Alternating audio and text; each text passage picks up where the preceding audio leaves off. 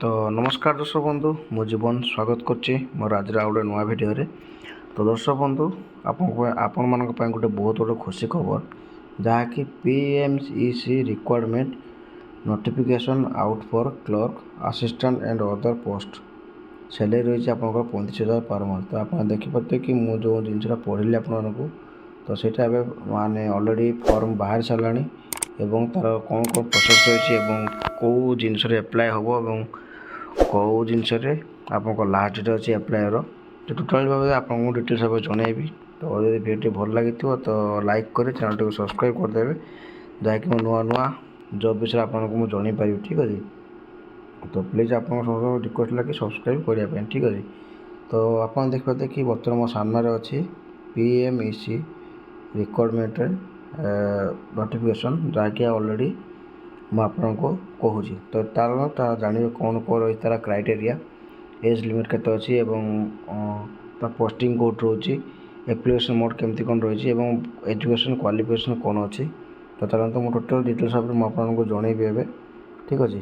तो देखिपे ये लिखाई कि PMEC रिक्वायरमेंट 2026 ठीक अच्छे ये जगह लिखाई आउट में आपको जनाऊँ कि ऑर्गेनाइज नेम ऑफ पावला इंजीनियरिंग कॉलेज PMEC ब्रह्मपुर जेहेतु आमर एटा ब्रह्मपुर अच्छी आम गवर्नमेंट कॉलेजटा तो से PMEC रे फॉर्म बाहर और टाइप्स ऑफ जॉब आप देखिए कि लिखाई ओडिशा गवर्नमेंट जॉब ठीक अच्छे जहाँकि ओडिशा गवर्नमेंट तरफ जॉबटा कराई। तो नेम ऑफ द पोस्ट आप देखिए कौ पोस्ट अच्छे आप तो placement officer system manager and assistant librarian technician तो ये सब पोस्ट रही आपंकर एप्लिकेशन मोड अच्छी वाल्क इन इंटरव्यू मैंने आप इंटरव्यू करके तो कौ मैंने एप्लाय करेंगे ना ऑल ओडिशा कैंडिडेट आप एप्लाय करेंगे ताकि प्लेसमेंट रोचे आपर ओडिशा रे ठीक अच्छे। तो आउट में आपको देखा कि यार लास्ट डेट केवे अच्छी कि 16/1/2024 माने ऑलरेडी आपण मानकर एप्लाय है ठीक अच्छे ऑलरेडी एप्लाय हो गला जो मैंने चाहते एप्लाय करने से जल्दी आके एप्लाय कर दिंतु कारण लास्ट डेट रही यार 16/1/2024 ठीक अच्छे मैंने अल्प दिन बस रहा आपंकर किंतु बहुत ऑलरेडी स्टार्ट माने आप कहे फॉर्म मैंने एवं आसला बेले कि जेहतु नोटिफिकेशन मुझे पाइली से आपको कह ऑलरेडी स्टार्ट हो जाऊँगी तो जल्दी जल्दी जो मैंने एप्लाय करना जल्दी जल्दी जाकि आप एप्लाय करूँ ठीक अच्छे। तो ये एप्लाय करेंगे आपंकर बोथ मेल एंड फीमेल आपने एप्लाय करेंगे ठीक अच्छे।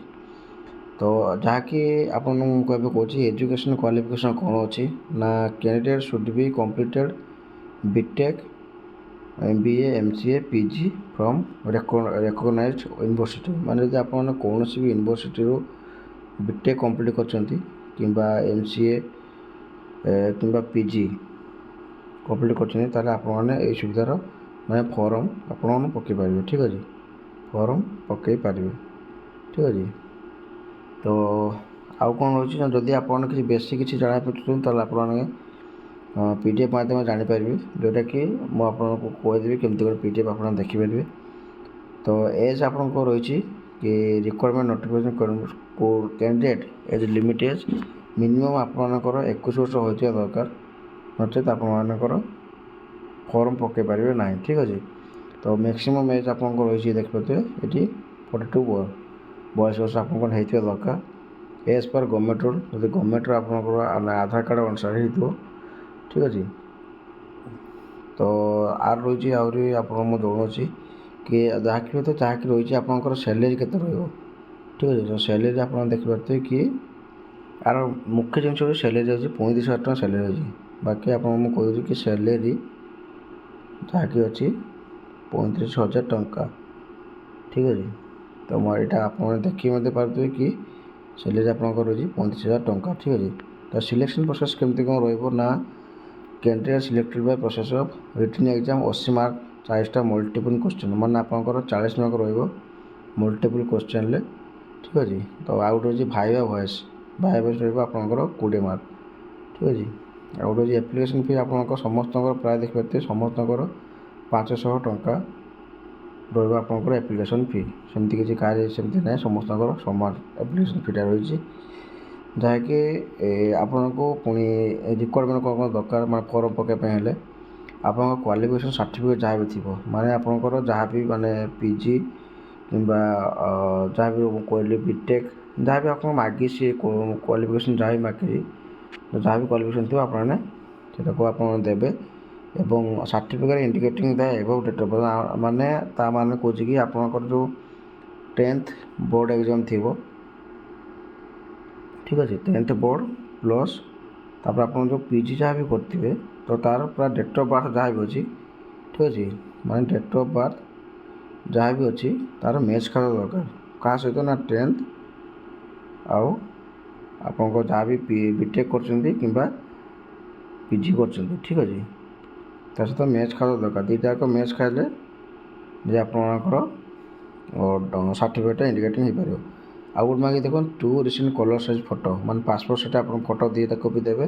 ତା ସହିତ ଆପଣଙ୍କୁ ଗୋଟେ ମାନେ ଭଲ ଜିନିଷ ମାଗିକି କାଷ୍ଟ ସାର୍ଟିଫିକେଟ୍ଟା ଆପଣମାନେ କମ୍ପଲସରି ଦେବା ପାଇଁ ପଡ଼ିବ। ଠିକ୍ ଅଛି, କମ୍ପଲସରି ଆପଣମାନଙ୍କୁ ଦେବାକୁ ପଡ଼ିବ। ଠିକ୍ ଅଛି, ଦେଖନ୍ତୁ ଲେଖା ହେଇଛି ଆପଣଙ୍କର କାଷ୍ଟ ସାର୍ଟିଫିକେଟ୍। ଆଉ ଗୋଟେ ଲେଖା ହେଇଛି କି ଇଫ୍ ଏନି ଏକ୍ସପିରିଏନ୍ସ, ଗୋଟେ ମେନ୍ ଟପିକ୍ ହେଉଛି କି ଏଥିରେ ଏକ୍ସପିରିଏନ୍ସଟା ମାଗିଛି। ଠିକ୍ ଅଛି, ତ ଆପ୍ଲାଏ ଷ୍ଟାର୍ଟ ମାନେ ଅଲରେଡ଼ି ଆପଣଙ୍କ ଦେଖିପାରୁଥିବେ କି ଅଲରେଡ଼ି ଆପଣମାନଙ୍କର ଏଠି ଷ୍ଟାର୍ଟ ହେଇଯାଇଛି ଆପ୍ଲାଏ। ଲାଷ୍ଟ ଡେଟ୍ ଅଛି 26/1/2025, ଯାହାକି ଏଇଟା 10/12/2025ରେ ଥିଲା। ଠିକ୍ ଅଛି, ତ ବର୍ତ୍ତମାନ ଲାଷ୍ଟ ଡେଟ୍ ଅଛି 26/12/2025। ତ ଆପଣମାନେ ଦେଖିପାରୁଥିବେ କି ଏଇଠି ଅଛି ଆପଣମାନଙ୍କର ଲାଷ୍ଟ ଡେଟ୍ ଅଛି 26/12/2025, ଯାହାକି ବର୍ତ୍ତମାନ ତାକୁ ଏଇଟା ଏକ୍ସଟେଣ୍ଡ କରାଯାଇଛି। ଠିକ୍ ଅଛି, ଏକ୍ସଟେଣ୍ଡ କରାଯାଇଛି, ଯାହାକି ଲେଖାହେଇଛି ଆମର 16/1/2026। ତ କିଛି ମାନେ ପାଖାପାଖି ଆପଣମାନଙ୍କର କିଛି ଦିନ ଏକ୍ସଟେଣ୍ଡ କରାଯାଇଛି, ଯାହାକି ଆପଣଙ୍କ ଲାଷ୍ଟ ଡେଟ୍ ଥିଲା 26/12/2025, ତାହାକି 16/12/2026ରେ ଆପଣଙ୍କୁ ଏକ୍ସଟେଣ୍ଡ କରାଯାଇଛି। ଠିକ୍ ଅଛି, ତ ଟୋଟାଲ୍ ଭାବେ ଦେଖିପାରୁଥିବେ କି ଆପଣଙ୍କର କେମିତି କ'ଣ ରୁଲ୍ ରେଗୁଲେସନ୍ ରହିଛି, ଆପଣଙ୍କୁ ଡିଟେଲ୍ସ ଭାବେ ଜଣାଇଦେଲି। ଯଦି ଆପଣମାନେ ଏଇଟା PDF ଜାଣିବା ପାଇଁ ଚାହୁଁଛନ୍ତି ତାହେଲେ ଆପଣମାନେ ଏଇଠି ଲେଖା ହେଇ ଦେଖନ୍ତୁ ଆପଣଙ୍କର ଗୋଟେ PDF ଅପସନ୍ ଦେଇଛି, ଯାହାକି ଆପଣମାନେ ଏଇ PDF ମାଧ୍ୟମରେ ଆପଣ ଟୋଟାଲ୍ ଭାବେ ଡିଟେଲ୍ସ ଜାଣିପାରିବେ। ଠିକ୍ ଅଛି, ଟୋଟାଲ୍ ଡିଟେଲ୍ସ ଜାଣିପାରିବେ ଆପଣମାନେ। ଠିକ୍ ଅଛି, ତ ଯଦି ଭିଡ଼ିଓଟି ଭଲ ଲାଗିଥିବ ତ ଲାଇକ୍ ସେୟାର ସବସ୍କ୍ରାଇବ୍ କରିବା ପାଇଁ ଜମା ବି ଭୁଲିବେନି।